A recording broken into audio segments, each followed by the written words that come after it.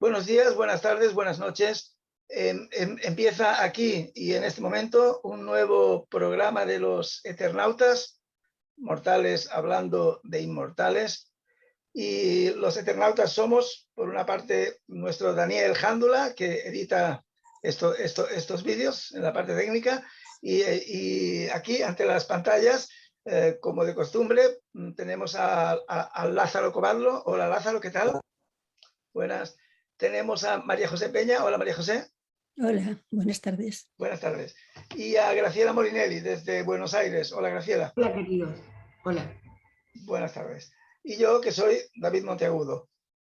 Pues nada, hoy vamos a hablar, a comentar, a debatir sobre un cuento. Un cuento no es un cuento breve, digamos, pero tampoco es, es que se vaya muy para allá. Es estos típicos libros que editaba o edita, sigue editando la editorial Acantilado, que solía publicar así un solo libro con un cuento, con una narración, con un relato de estos autores ya clásicos, ¿no? Como, en este caso es perdón, se me ha ido. Joseph Roth, el autor austriaco, de Entre Guerras, que él cuando escribió fue entre la Primera y la Segunda Guerra Mundial. Él es nacido en el año 1894. Aparte, murió bastante tempranamente, a los 45. Y este relato que vamos a comentar se titula El busto del emperador. Y nos lo ha sugerido, María José Peña.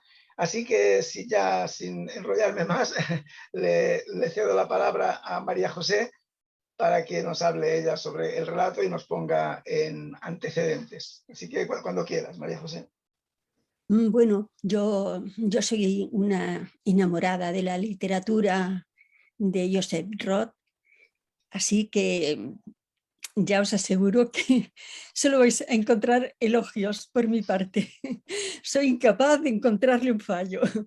Pero bueno, este es un librito pequeño que se ajustaba a lo que nosotros aquí tratamos, y por eso me pareció importante que Joseph Roth no estuviera ausente de nuestras tertulias. Como tú has dicho, nació en 1894 en lo que entonces era el Imperio Austrohúngaro. Eso le dejó una impronta, porque uno es de donde vive su juventud, donde vive del tiempo que le configura. Y hasta los 25 años él fue súbdito del emperador y parte del Imperio Austrohúngaro. La Primera Guerra Mundial, bueno, antes de eso hubo una serie de acontecimientos históricos que fueron deteriorando la monarquía, el imperio, y a los que Roth no hace nunca alusión. Eso es quizá la única pega que yo le puedo poner, que realmente no fue tan maravilloso como parece en el recuerdo, que el imperio se fue pudriendo desde bastante antes. Lo que ocurre es que quizá no se apreciaba tanto en las aldeas rurales sobre las que escribió Roth. Quizás se apreció más en la capital, en Viena, y en las demás capitales del imperio, porque claro, Praga era una de las capitales del imperio. En fin, toda Centro Europa, la mayor parte de Centro Europa las capitales eran del imperio. Incluso como la lengua mayoritaria en el imperio era el alemán, pues también Prusia, también Alemania, era un sitio, si no parte del imperio, primos hermanos. Por lo tanto, todos los escritores se sentían allí como en casa. Bueno, pues este Roth, que vivió esa época, vio su vida y no él solo, sino toda Europa sacudida cuando se produjo la Primera Guerra Mundial, que aunque todos esperaban que iba a ser una guerra corta y una guerra, bueno, rápida, degeneró y se convirtió en una guerra horrible, la más sanguinaria creo que sea que hasta la fecha, y que cambió por completo la faz de Europa. Por lo tanto, también la situación personal de Roth. A partir de ese momento, ya lo único que se fue imponiendo fue roto el imperio, se fue imponiendo el auge de los nacionalismos, muy poco a poco, pero imparable. Y claro, él era de origen judío y aunque se había convertido al catolicismo hacía años, bueno, el nazismo no tenía consideración, o sea, no le importaba las creencias de cada uno, sino sus orígenes de raza. Y por lo tanto, para los nazis, Roth fue siempre un judío y como tal se le persiguió. Así que los últimos 20 años de su vida fueron malos, primero porque vivió la desaparición del imperio, de lo cual no se recuperó nunca. Y segundo, porque vivió la persecución que el nazismo y el ascenso del nazismo imparable iba proyectando sobre los de su condición. Él era un hombre que se había formado, había estudiado no solo en las universidades que se habían fundado en el Imperio Austrohúngaro, en los confines orientales del imperio también se fundaron universidades, no eran solo en Viena, ¿no? Había universidad en Lodz, una ciudad muy cercana, había universidades en muchas ciudades del imperio, de los confines del imperio, por lo tanto no era preciso viajar a Viena para formarse, pero es verdad que casi todos viajaban a Viena, porque era una manera de ponerse más en contacto con aquella eclosión cultural que se estaba viviendo en Austria. Al mismo tiempo que se derrumbaba el imperio, el carácter político del imperio, es verdad que culturalmente había una eclosión importantísima que también dejó su impronta en Europa. Bueno, pues allí coincidió, en esas universidades en Viena, coincidió con los que han sido los grandes protagonistas de la literatura centroeuropea. Coincidió con Stefan Zweig, que fueron amigos, con Soma Morgenstern, con Paul Celan, con casi todos los importantes de aquel tiempo. Todos en un punto u otro de las capitales del imperio se encontraban. Él estudió también periodismo y trabajó como periodista para un periódico alemán, le dio mucha fama y esto le permitió conocer Rusia y ver que el sueño de la revolución pues, se había convertido en una pesadilla. Así que se fueron rompiendo parte de sus ilusiones, no solamente en cuanto al imperio austrohúngaro se refería, sino también en cuanto a los sueños de juventud que él había alentado alguna vez respecto a la revolución rusa. Por otra parte, su vida personal, aunque tuvo años muy gratos, donde tuvo mucha fama, fue muy bien pagado, viajaba mucho, contrajo matrimonio con una mujer muy guapa, muy bonita, no sé si la encontraréis en algunas fotos, era una mujer preciosa, pero la vida inestable que llevaban de capital en capital, de ciudad en ciudad, sin tener un hogar fijo, sin tener... porque todo el imperio era su casa y viajaban así, esa vida no facilitó la estabilidad en el matrimonio ni en el carácter de su esposa y acabó cogiendo una enfermedad mental. Y en aquel tiempo el nazismo avanzaba y a los enfermos mentales les tenían asignado un destino y su esposa murió víctima de ese destino. Creo que fue en el castillo de Hartheim donde le aplicaron el programa de eutanasia que tenía establecido el nazismo. Así que su vida no fue tampoco muy alegre. No fue muy alegre, pero bueno, tuvo la satisfacción de la literatura y de las grandes amistades que tuvo.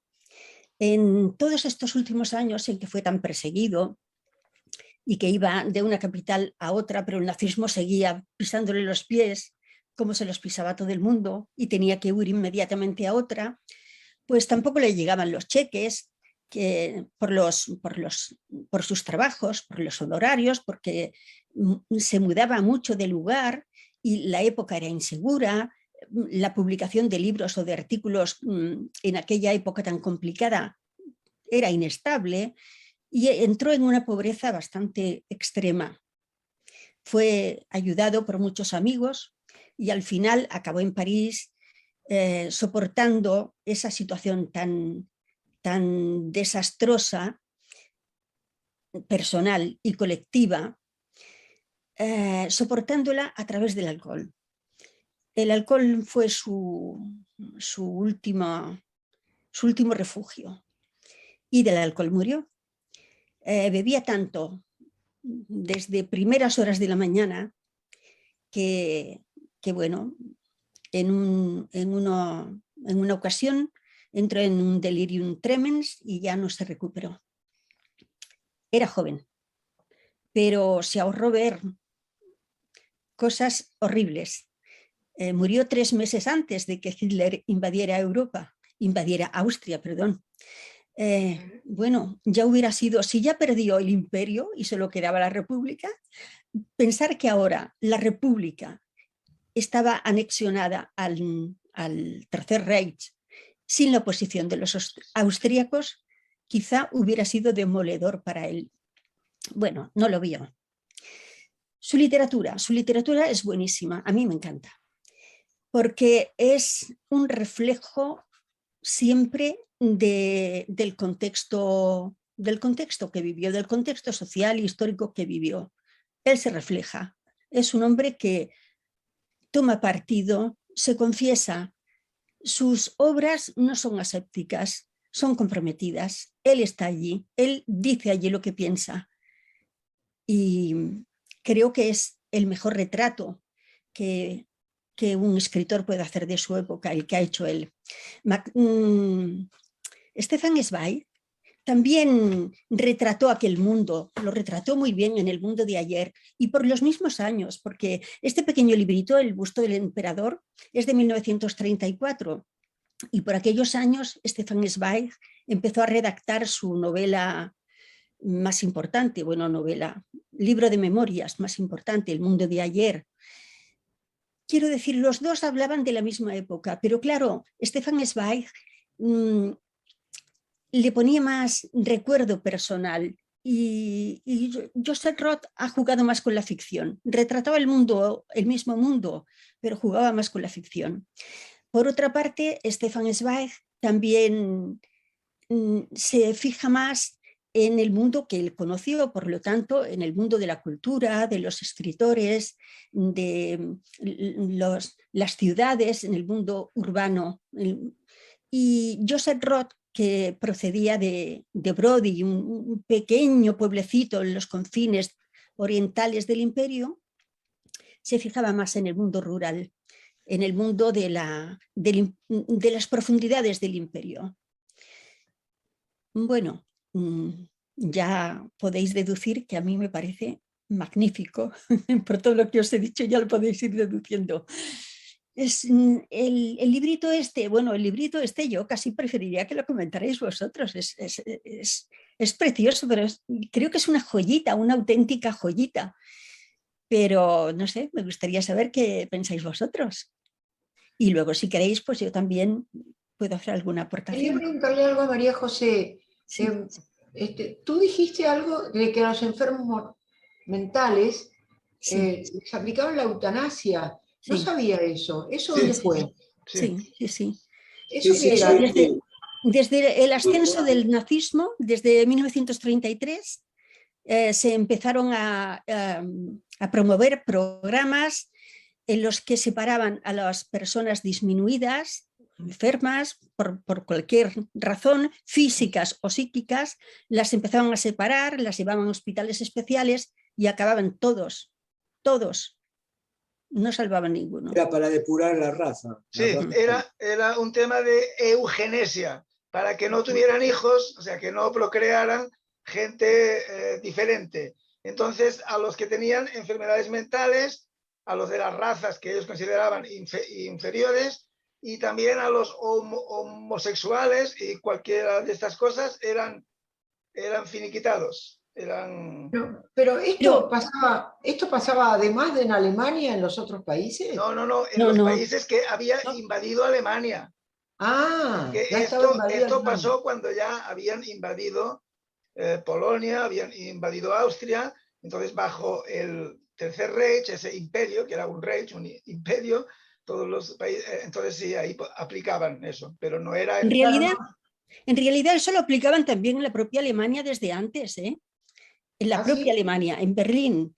Muchas familias alemanas recibieron la notificación de que sus familiares ingresados en determinados centros sanatorios o lugares donde les cuidaban a estas personas disminuidas o enfermas mentales, recibían la comunicación de que desgraciadamente había fallecido. Esa era siempre. Algunos tuvieron sospechas, bueno, he leído algo sobre eso, tuvieron sospechas y protestaron, pero el peso del Reich era tan inmenso que nadie tuvo fuerza para enfrentarse. Sí, claro, era en todo, en el Tercer Reich, también en lo que era Alemania, por supuesto. Bueno, hay un hermano de Vladimir Nabokov, un hermano del famoso Nabokov, pues murió en un campo de concentración, simplemente no porque fuera judío, sino porque era homosexual. O sea que la cosa era realmente complicado. Bueno, hoy vamos a hacer un orden diferente para cambiar un poco, para que nos cuente Graciela ahora sus impresiones sobre este relato, El busto del emperador. Bien, mira, lo más impresionante para mí en este cuento, que efectivamente, como dice María José, está tan bien narrado, y ahora que ella cuenta la vida de Roth, veo que esto debe ser bastante autobiográfico, porque todo esto es la muerte del viejo mundo y el advenimiento de uno nuevo. O sea, lo que plantea Roth aquí es la nostalgia de ese tiempo que se va y que no existirá nunca más. Entonces está esa primera parte del cuento acerca de cómo era antes, ¿no? Las chaquetas y las reverencias y los sombreros y las plumas y la persona que hacía el servicio y el mozo, y bueno, todo eso era un mundo que estaba dado, acomodado desde hacía probablemente centurias. Era el mundo al cual el conde Morstein estaba acostumbrado a vivir. Bueno, pues ese mundo fue cambiado por la Gran Guerra y el advenimiento de los nacionalismos. Y esto es lo que está maravillosamente bien contado, porque acompaña la caída del viejo mundo con la decadencia física del conde Morstein, que ya cuando va a la Gran Guerra va como voluntario, bastante viejo, y cuando vuelve, bueno, esto es un capítulo aparte, porque la vuelta al hogar del conde Morstein es una de las partes muy buenas del cuento.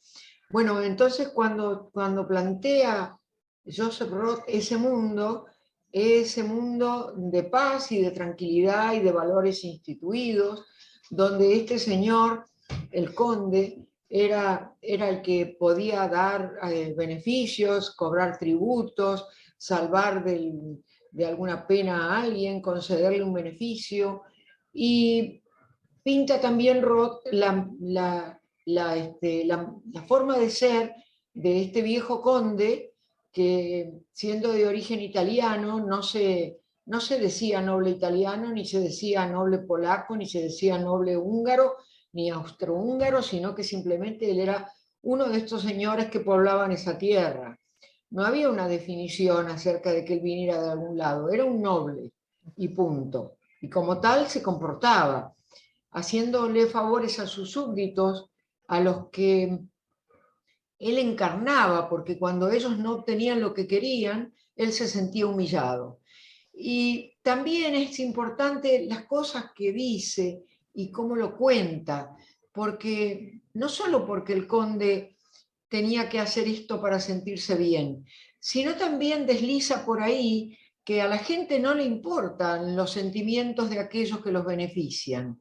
Lo que quieren es ser beneficiados. ¿Cuál es la razón de que otro hace un beneficio por en este caso el señor por el súbdito, al súbdito no le interesa la razón por la cual el señor es caritativo, lo que quiere es recibir simplemente. Esto puede trasladarse realmente a las masas el día de hoy, ¿no? A nadie le interesa el motivo por el cual otro define un beneficio. En realidad lo que quiere es recibirlo. Bueno, pero esto corre por mi cuenta. Entonces el cuento sigue con la vuelta al hogar del conde Morstein y la transformación de la sociedad porque aparecieron las naciones. Y él quiere viajar y se entera que necesita un pasaporte y unos visados. Pero son tantas las ganas que tiene de viajar que realmente hace lo necesario para hacerlo. Y va a instalarse a un sitio donde él piensa que va a estar tranquilo porque todo va a estar igual, que es Zúrich. Bueno, y resulta muy aburrido ese lugar, ¿no? Hasta que acontece el incidente de la corona del emperador, cuando el conde Morstein después tiene que volver a los piques, porque si no van a agarrarlo y hacerle pagar caro todas sus impertinencias. Bueno, está muy bueno para mí el tema del busto, ¿no? Porque el tema del busto es como un símbolo. Hay un muchacho que una vez que se va, bueno, está toda la cosa que pueden contar algunos de ustedes acerca de cuando el emperador visita la pequeña ciudad de Lopotivini, a ver cómo se pronuncia. Bueno, bien, cuando el emperador visita esa pequeña ciudad y el conde Morstein se esfuerza por darle todo aquello de lo cual es merecedor. Ahora, el cuento dice que cuando se va el emperador, el joven escultor presenta el busto. Y es entonces cuando el conde emplaza el busto en la puerta de su castillo. Y cuando se va a la guerra, manda ponerlo en el sótano envuelto en paja, convenientemente acondicionado, ¿no? Y allí queda el busto del emperador. Hasta que el conde decide enterrarlo, porque cuando pasa el tiempo y entonces sucede que ha caído la monarquía y que esto ya no se puede hacer y el busto del emperador ya no puede estar ahí, entonces el conde dice, bueno, pues entonces lo que vamos a hacer es enterrarlo. Hay una cosa muy divertida que es cuando se protesta contra la caída del viejo régimen, del viejo sistema, el advenimiento del nuevo. Esto se parece a todas las críticas que se hacen siempre en el advenimiento de los nuevos sistemas. O sea, se ve a los nuevos como unos sinvergüenzas, aprovechados, que no respetan las costumbres, que son capaces de hacer cualquier salvajismo, y esto pasa y ha pasado siempre. No solamente cuando se van los reyes, sino cuando se va algún señor conservador y viene uno un poco más liberal, pues qué fue de las costumbres y todo esto que se acabó y en qué se ha convertido esto, y hasta el día de hoy que yo escucho esto, ¿no? ¿En qué se ha convertido esto? Bueno, y finalmente viene el entierro del busto del emperador, y el final del cuento, ¿no? Que es en realidad lo que sintetiza el final de una época. Está enterrado el busto del emperador entonces en la cripta, donde no en la cripta familiar, sino junto, mejor dicho, el conde es enterrado junto a la cripta del emperador, del busto del emperador, y no en la cripta familiar, porque él considera que ese es un homenaje que tiene que rendirle, pero también considera que ese es su lugar. Su lugar no es ni siquiera con sus familiares, es con el emperador, y ya que no puede ser con el mismísimo emperador, pues lo será con su representación.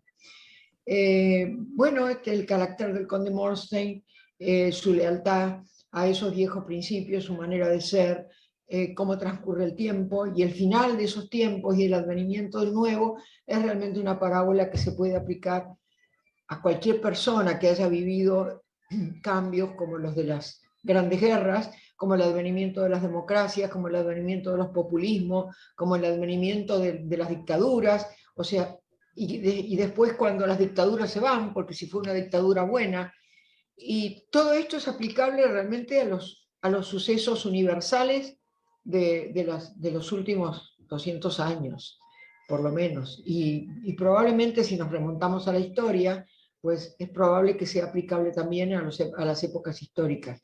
De cualquier modo, es un cuento delicioso porque su literatura nos lleva por caminos en las descripciones de las gentes y de las cosas que suceden con una sensación de estar viviéndolo, ¿no? De estar mirándolo. Por ejemplo, hay una parte donde él describe un grupo y en el grupo de una mesa donde están representados todos los tipos que él odiaba, dice. Aunque entonces no se hubiera topado de cerca con ninguno. Rubias teñidas con faldas cortas y rodillas desvergonzadas. Bueno, esas las vemos todavía. Y además feas. Jovencitos delgados y flexibles de tez cetrina, sonrientes con dentaduras perfectas como los bustos publicitarios de algunos dentistas complacientes, ingrávidos, cobardes, elegantes y como al acecho. Una especie de barberos maliciosos, caballeros de edad con barrigas y calvas, tan cuidadosas como vanamente disimuladas, bonachones, lascivos, joviales y de piernas torcidas. En resumen, una selección de aquel tipo de personas que temporalmente administraba la herencia del mundo de ayer para unos cuantos años más tarde, traspasaría con los intereses a otros herederos todavía más modernos y fatídicos. Entonces, esa descripción, yo creo que también hoy estamos con ella, ¿no? También puede suceder, con algunos otros tintes, pero qué curioso que esto de las tetonas desvergonzadas de faldas cortas, ¿no? Yo no sabía que eran tan antiguas. Bueno, y, sí. Bueno, y entonces, la descripción de cómo el conde Mornstein, ¿no? Sufre esa transformación y cómo en su interior él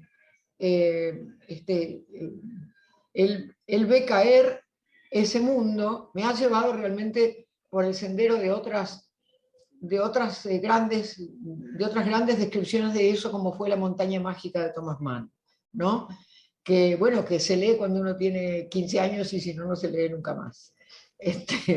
Porque es bastante largo, ¿verdad? Y también un libro que a mí me gusta mucho, que es una novela que a no todos les gusta, porque está la gente que ahora la acusa de racismo, que es Lo que el viento se llevó, que plantea exactamente eso, ¿no es cierto? Cómo desaparece esa sociedad esclavista en los Estados Unidos de Norteamérica para dar paso a esa nueva sociedad donde todo eso que existía, estos maravillosos bailes, los señores, los negros esclavos y los moños y todo eso, desaparece. Así que, bueno, pues sí, me ha parecido del todo maravilloso. Muy bien, pues gracias, Graciela. Una buena explicación, muy extensa además. A ver si aún tienes algún otro comentario ahora cuando continuemos hablando. Sí. Pues nada, vamos ahora a que nos cuente Lázaro. A ver qué te ha parecido a ti, Lázaro. Bueno, a mí me ha parecido, a ver, la verdad es que ahora, con lo que ha dicho María José Graciela, no tengo mucho más que agregar. Además, estoy muy de acuerdo con los criterios de ellas dos, ¿no? O sea, que me ha parecido un buen cuento, ¿no? A ver, desde mi visión de la narrativa, le encuentro algunas cositas, pero que no son muy significativas. Por ejemplo, que se ve mucho ahí la mano del autor, ¿no? O la cola que mete la cola, que como que abre juicios, ¿no? En lugar de dejar que el lector saque sus propios juicios en base a lo que está leyendo, a lo que hacen los personajes y todo eso. Pero bueno, además es propio de esa época. Esa época parece que fue una época realmente, sobre todo en Austria, en el Imperio Austrohúngaro y en Viena, una época muy brillante, ¿no? Tengamos en cuenta que por ese mismo tiempo, más o menos un poco antes, un poco después, convivieron Wittgenstein, Schrödinger, que es un premio Nobel también, Freud, ¿no? y no sé qué, alguien más, algunos más. Canetti, Trotsky, todos esos estuvieron allá. Sí, fue una época realmente concentrado ahí, sobre todo en Viena, ¿no? Era una cosa. Ahora, no era una sociedad inocente, ¿eh? El antisemitismo estaba latente desde hace siglos ahí. Y de hecho, cuando fue el Auschwitz, no sé cómo se pronuncia en alemán, así cuando entraron los nazis, no hubo ninguna resistencia y el pueblo salió a aplaudirlo, ¿no? O el populacho, quizá. Pero bueno, y se exiliaron todos los intelectuales, ¿no? Schrödinger, curiosamente, fue a parar a Irlanda, ¿no? Otros se fueron a Estados Unidos, a Inglaterra, etcétera, etcétera. Pero bueno, ese es el ambiente general. Ese me parece el texto, no sé si es un cuento, una novela, cómo llamarlo. Yo diría que es un cuento un poquito largo, pero un cuento, ¿no? Es realmente así, muy ilustrativo, ¿no? Y se ve la mano del periodista ahí, más que del narrador, ¿no? Del autor de narraciones. Y bueno, y sí, es un cuento que me ha gustado bastante y me alegro de haberlo leído. Y no tengo mucho más que agregar. Con respecto a la vida de Joseph Roth, yo también me fui a documentar, como supongo que habéis hecho vosotras. Y sí, la verdad que tuvo una vida a la vez brillante y a la vez desgraciada, ¿no? Y no tengo mucho más que decir, ¿no? Realmente. Además, perdón, una acotación. Me doy cuenta que yo realmente como crítico literario soy un desastre. ¿Qué cosas? A mí me gusta contar, pero no sé. Es decir, para hacer reseñas así. Hice crítica literaria en algunos medios, así, en el periódico, en la revista que leer, pero nada, era porque eran trabajos alimenticios, como suele decirse, ¿no? Pero bueno, adelante. Vale, muy bien, pues gracias, Lázaro. Bueno, pues ya tal como ha dicho ahora Lázaro, ya se han dicho muchas cosas ya y muy bien apuntadas y muy certeras, ¿no? Entonces, bueno, muchas cosas que yo había pensado y que tenía apuntadas aquí. Entonces, bueno, a ver si aún puedo aportar alguna cosa nueva o por lo menos un punto de vista un poco más personal. Pero vamos, todo lo que se ha dicho, pues creo que es muy acertado, ¿no? Yo veo que, o sea, cuando he leído este relato, yo había ya leído alguna cosa de Joseph Roth, ¿no? Leí, por ejemplo, hace poco tiempo el que fue su última novela, que es la famosa leyenda del Santo Bebedor, la leyenda del Santo Bebedor, del que se hizo una película, una película que estaba muy bien, por cierto, de los años 90, quiero recordar. Y a mí el libro ese me decepcionó un poco, porque había visto la película antes. Y quizás es uno de aquellos casos en que la película yo creo que da un poco más que el libro. El libro es poquita cosa, es muy breve. No sé, yo esperaba algo más, pero bueno. Entonces, este cuento, El busto del emperador, a mí me ha parecido que está muy bien escrito, está todo muy bien narrado y muy bien explicado. Creo que es un buen escritor, un gran escritor, pero que yo veo que el relato está un poco lastrado, digámoslo así, por ese, digamos, por el contenido ideológico, que es, yo lo veo un poco panfletario, en el sentido de que idealiza, como ya se ha insinuado aquí alguien, idealiza un poco esta figura de este noble, ¿no? el conde de Morstein al que pone como ejemplo, ¿no? de ese mundo, ¿no? que se acababa. Y creo sobre esto que ha dicho Lázaro, yo siempre siempre acabo dándole, acabo contradiciendo a Lázaro, porque ha dicho que esto de el dar su opinión y el que el autor intervenga y que dé su opinión sobre las cosas, quizás sí que había, pero bueno, no olvidemos que es un autor que es contemporáneo de Kafka, por ejemplo. Kafka, todo lo contrario, nunca dio ninguna opinión ideológica ni política en sus escritos, ¿no?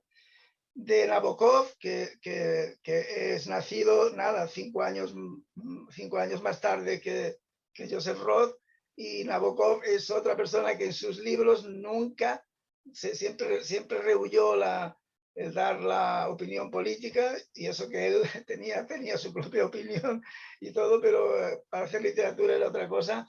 También contemporáneos, como por ejemplo Virginia Woolf, ¿no?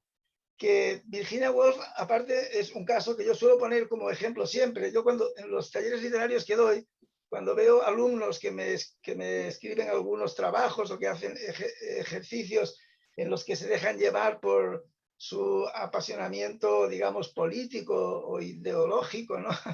Pues siempre digo que eso es muy peligroso, que es muy perjudicial para la literatura, que suele ser bueno para la causa política y malo para la literatura, ¿no? Entonces, el caso de Virginia Woolf, que era una feminista convencida y muy luchadora, ella en sus ensayos, como en 3 guineas o una habitación propia, en sus ensayos es muy combativa y muy firme y muy concluyente en sus opiniones, en sus conclusiones, cómo desarrolla una ideología precisamente, pero ella misma decía que para cuando ella, en cambio, en sus novelas, cuando se dedica a hacer estrictamente literatura, no hay ningún componente ideológico ahí en sus obras. Son intimistas, son cosas. Luego otra cosa diferente es que de la lectura de toda esa obra se puede extraer alguna idea, pero no hay ninguna, o sea, no expone explícitamente ninguna idea ideológica, política, ni feminista, ni ninguna cosa de estas, ¿no?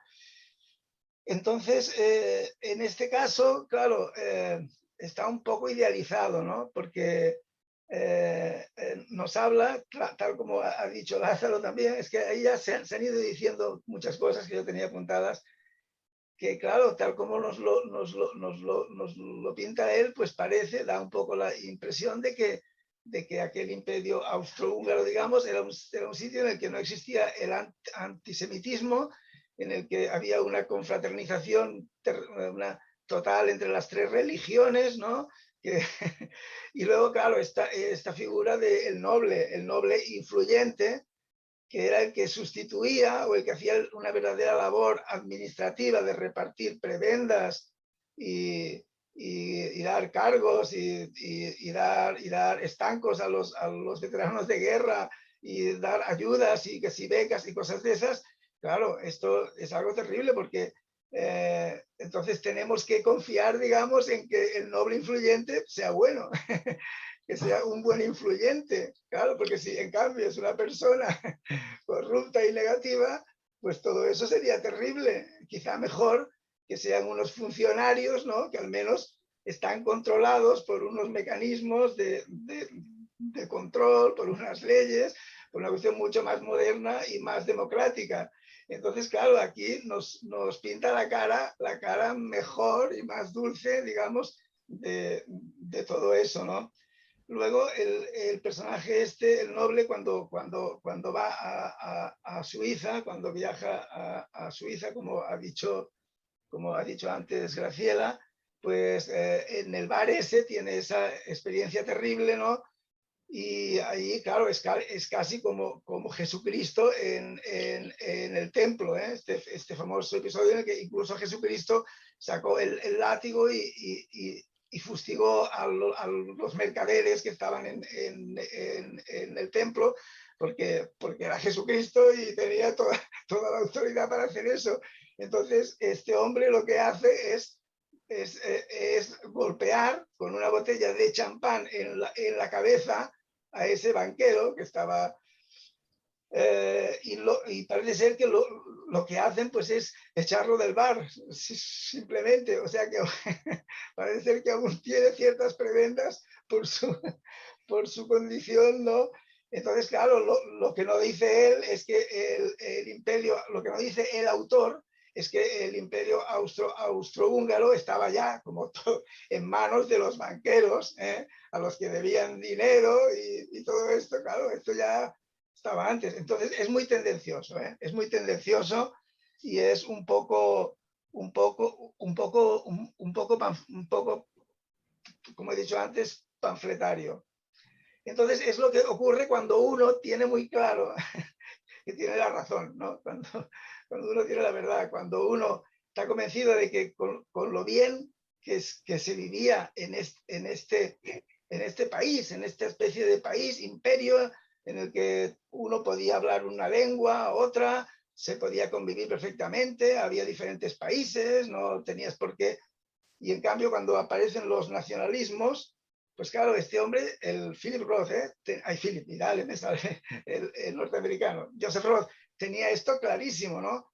Claro, a ver, yo cuando estaba leyendo esto, pensaba en algunas situaciones que hemos vivido últimamente en España, en Cataluña más concretamente, y yo, claro, yo me adhería completamente a la sensación esa de que el mundo que tú has conocido, que se derrumba, que aparece otra cosa, a ver cómo va cambiando, como muchas personas se apuntan a la ola esta nacionalista y tal, y claro, en ese sentido estoy completamente de acuerdo, pero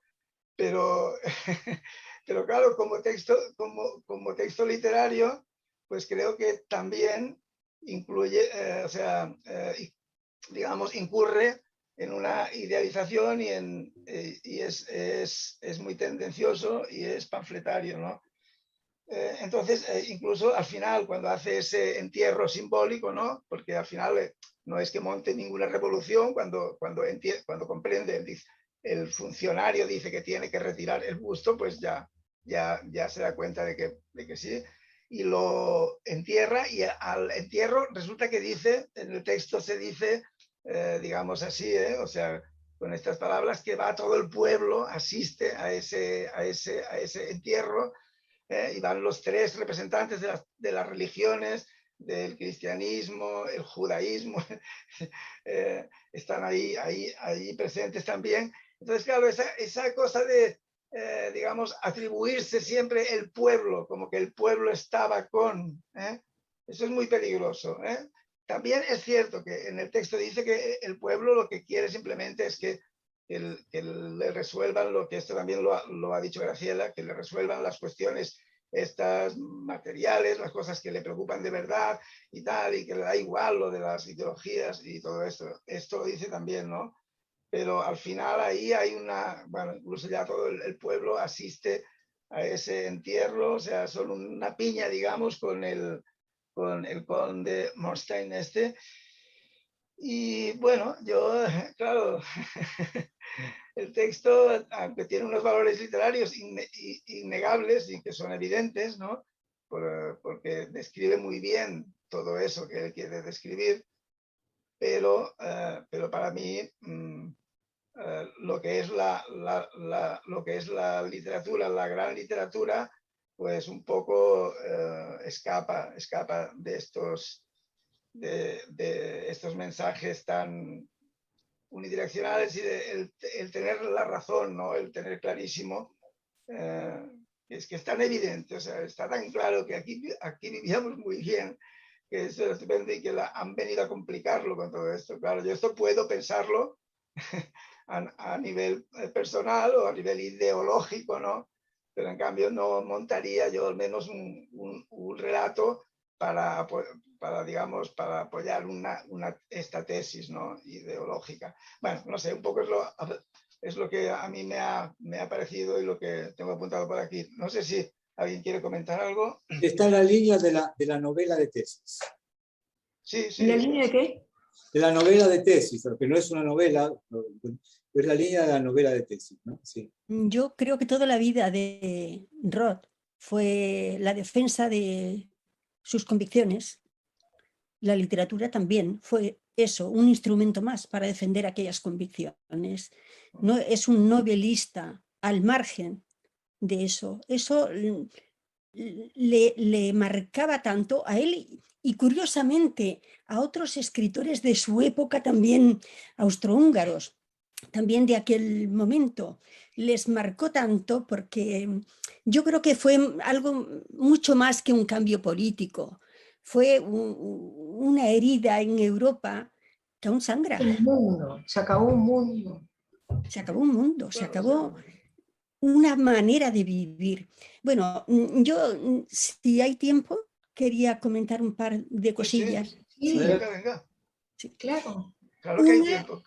es la presencia de lo judío, de la judeidad en el libro. Y no es solo porque él fuera judío, porque él nunca fue practicante, era judío de origen, se bautizó, se convirtió al catolicismo, no recuerdo en qué momento de su vida, pero lo hizo voluntariamente, o sea, no era un hombre de convicciones de sinagoga, no era un hombre de sinagoga. Y sin embargo, su libro, pero no solo este, todos sus libros están impregnados de la presencia del judaísmo. ¿Por qué? Pues sencillamente porque estaba presente. Igual que lo vemos eso en los libros de Stefan Zweig, de Soma Morgenstern, de todos los que escribieron sobre aquella época. La judeidad está presente. ¿Por qué está presente? Primero porque es cierto, había muchísimos judíos. Había un índice de población enorme que era judío. Y segundo, porque no estaba tan perseguido como había sido perseguido durante la época en que Galicia estuvo vinculada antes del Imperio Austrohúngaro, hasta 1772 estuvo vinculada a Polonia. En 1772, con la primera partición de Polonia, ese territorio pasó a ser una provincia del Imperio. Y como provincia del Imperio, estuvo más tolerado la condición de judío. Estaba completamente integrado, sobre todo en las zonas rurales y en las zonas urbanas también, porque coincidió con el tiempo de la asimilación, de la Ascalá, creo que se llamaba. Ascalá. Cuando los judíos toman un papel en la cultura, cuando se hacen portavoces de la ilustración, de los nuevos valores. O sea, la judeidad estaba muy presente. ¿Y qué ha pasado? Que desapareció por completo. Ya no hay judíos en el pueblecito Lopatini, que es el del que nos habla el conde. Está muy próximo a una ciudad, Aló, que ahora se llama Lviv, porque es ucraniana. Cuando fue polaca se llamaba Aló. Y mientras fue austrohúngara se llamaba Lemberg. Y antes de todo eso, cuando estaba vinculada a la Rus de Kiev, se llamaba Leópolis. Bueno, la misma ciudad. En realidad, en esa ciudad ya no queda ningún judío. Y tuvo miles. Muchos de ellos, es verdad que sucumbieron durante el Holocausto, fueron exterminados. Y curiosamente, bueno, ya no quedan. Los pocos que quedaron, familias enteras fueron aniquiladas. Los pocos que quedaron o se exiliaron a Estados Unidos o a otras ciudades o volvieron o se fueron a Israel. Se fueron a Israel.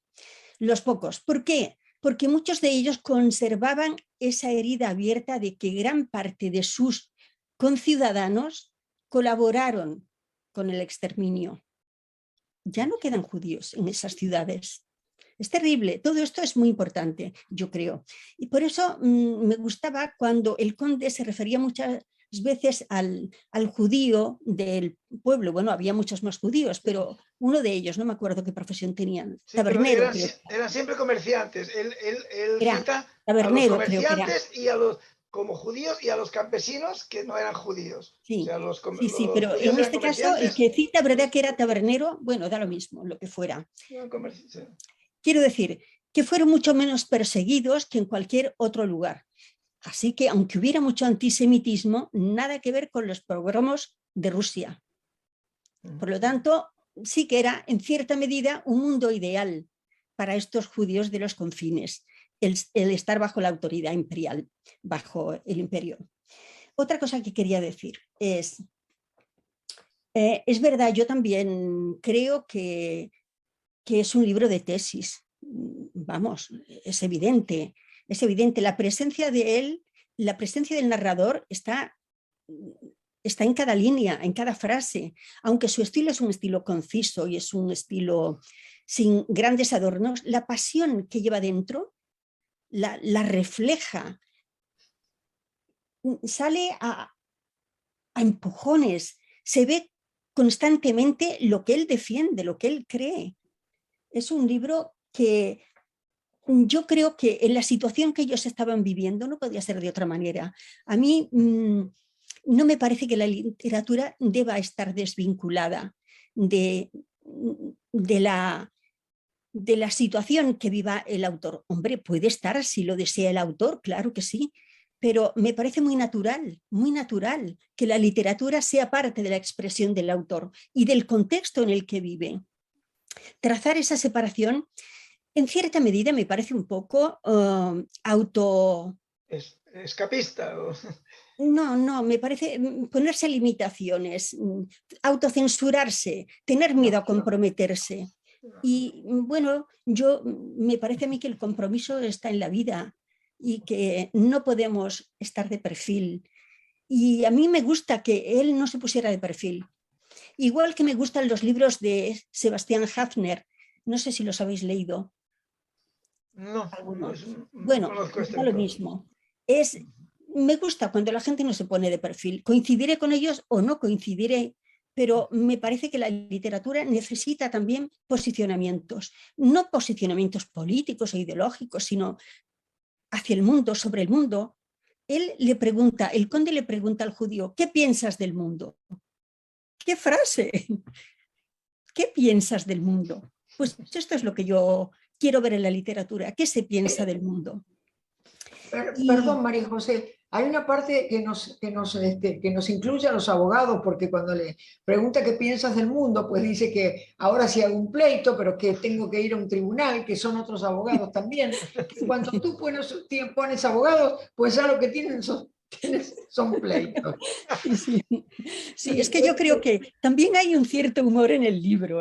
También El judío al que pregunta se llama Piniowski, que efectivamente habla un largo rato. Sí, habla un largo rato el judío de cómo son las cosas. Sí, es un sí. sabio judío a quien el conde consulta. Claro. Efectivamente, no parece que estuvieran de ninguna manera en una mala posición, al contrario, eran parte integrante noble de la comunidad.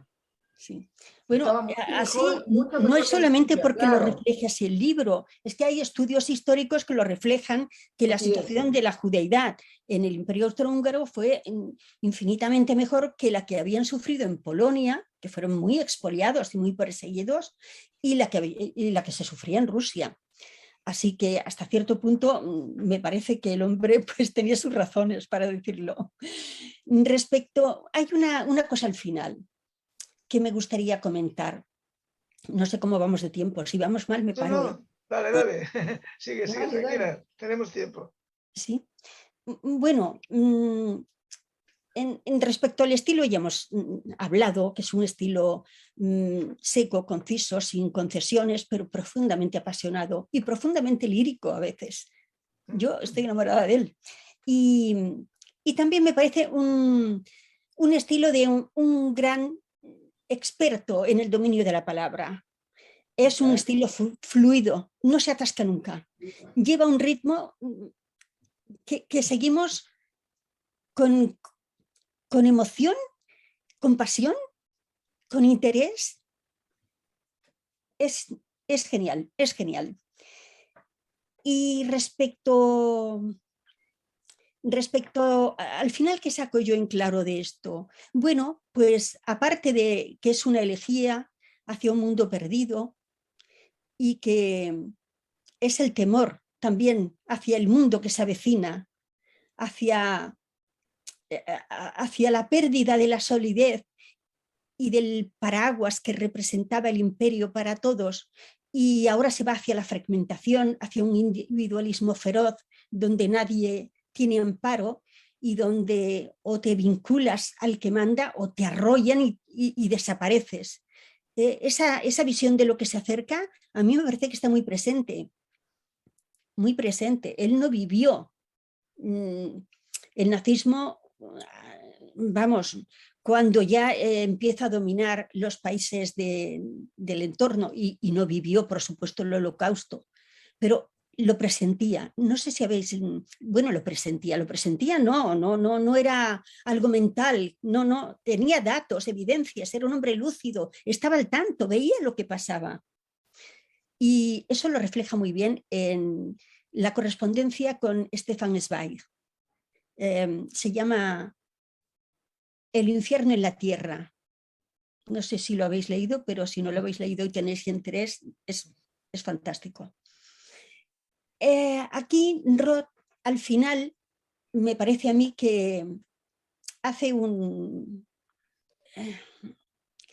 entona un mea culpa, porque ve que a pesar de todos los avatares que sufrió el imperio en los últimos años, en el último medio siglo, desde 1850 en adelante, sufrió la revolución de 1848, que los cimientos del imperio los sacudió firmemente.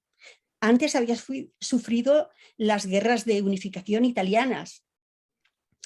Después, ¿qué sufrió? Sufrió cuando al hermano del emperador le ofrecieron el trono en México, un disparate de la Europa de aquel tiempo. Bueno, y fue tan cándido él pensando que había la posibilidad de un imperio en México, pues que se encontró una sociedad distinta, que lo que quería era la independencia, tenía otros valores, no estaba por eso. Acabó siendo fusilado en 1867. Antes se había Perdón, María José, pero del emperador, que yo tengo una confusión, ¿no era del imperio napoleónico esto? ¿De Napoleón III? Napoleón III fue el que propuso que el hermano del emperador, Maximiliano se llamaba el hermano del emperador, fuera del emperador de Austria. Del emperador de Austria, su hermano Maximiliano, que fuera a México en calidad de emperador. Claro, eso era un disparate, pero aunque no estaba al principio muy de acuerdo, al final sucumbió. Y su hermano volvió fusilado, le habían sacado los ojos. Bueno, fue algo macabro, tremendo. Pero después, ¿qué más vino? Vino el suicidio del heredero. Su propio hijo, el hijo del emperador, Rodolfo, era un liberal que estaba en contra de su padre y conspiraba con otros y al final se suicidó con su amante de 16 o 17 años en Mayerling. Claro, que un imperio se quede sin heredero es terrible, ¿no? Es terrible. Además, su matrimonio con Sisi había sido un matrimonio desafortunado, no tenían entre ellos la unión necesaria. El emperador era un hombre desgraciado y finalmente la emperatriz fue asesinada también en Suiza por un anarquista, Luigi Lucchini. Era una serie de acontecimientos que iban debilitando constantemente el imperio. Al final, el asesinato del heredero, que era hijo de su hermano, sin contar los escándalos sexuales del otro hermano del emperador, el pequeño. Era insostenible todo aquello, todo estaba podrido, pero Austria seguía bailando el vals como si no pasara nada. Claro, pasó. Muy bien, bueno, pues... Decía la responsabilidad en parte es de quienes, viendo cómo se hundía todo, no tomaron medidas para salvar el imperio y devolverlo a cauces en que se hubiera podido mantener la diversidad y la unidad. Eso lo reprocha en un par o tres de ocasiones a lo largo del libro y yo me he quedado con eso. Muy bien.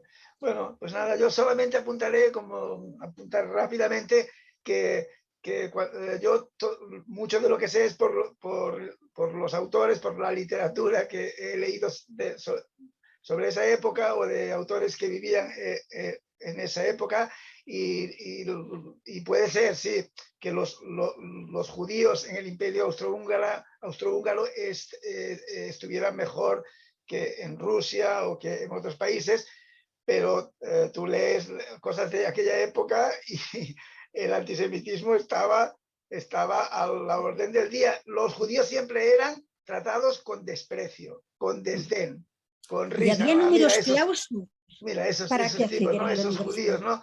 Y vivían en las juderías, los barrios separados, se casaban entre ellos. O sea que eso de la integración, lo de la integración es más relativo, ¿eh? O sea, estaban separaditos ahí con sus actividades que ellos dominaban y que hacían bien. Y bueno, pero quizás sí mejor que en otros países, pues sí, seguro, porque los progromos que hubo en Rusia y todo eso eran terribles. Eso es cierto. Bueno, pues nada, creo que, no sé, ¿algo más? O ya cerramos aquí. Bueno, parece que el texto Hay ha una dado cosa, la... hay una cosa Dime, que, dime. que hemos hablado, digamos, el telón que cubrió este debate de hoy es más de geopolítica y de historia y geopolítica Sí, que de literatura. sí, ciertamente. Entonces, esto tiene que ver por el texto, de algún modo nos lleva a eso, lo cual no deja de ser para nada interesante, es interesante. Pero hemos hablado más, así que, y sí, y ahí está como como a veces la ficción te puede llevar a conocer muchas cosas, ¿no? Por ejemplo, hay un libro que es bastante menospreciado por cierta intelectualidad, si no el egipcio, ¿no? Que, a ver, yo aprendí un montón de cosas de Egipto, y después fui a averiguar más cosas, instigado por eso, ¿no? Entonces, claro, es una novela, es una ficción, ¿no? Pero cómo te puede llevar a conocer mundos. Pues eso quería comentar. Vale, muy Vale, bien. cierra, David. Muy bien, pues nada, vamos entonces a dejarlo aquí. Creo que ha dado este texto, este cuento de Joseph Roth para un buen debate y esperemos que todos los debates sean tan interesantes como este de hoy. Pues nada, hasta el próximo programa.